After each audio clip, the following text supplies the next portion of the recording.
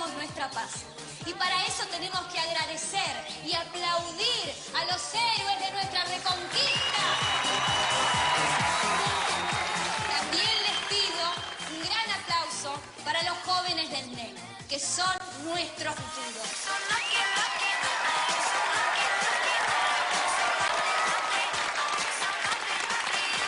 Agradezcamos esta paz que hoy tenemos.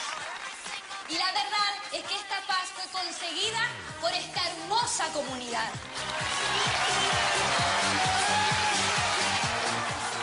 Bien enterado. Reportaron rebeldes en el área, vamos. Es que realmente somos tan afortunados que lo único que puedo decirles es festejemos.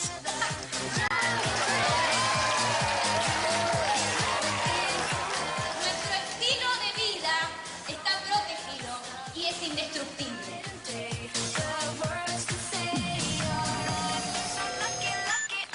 Nuestro refugio es seguro. Nuestro futuro es seguro.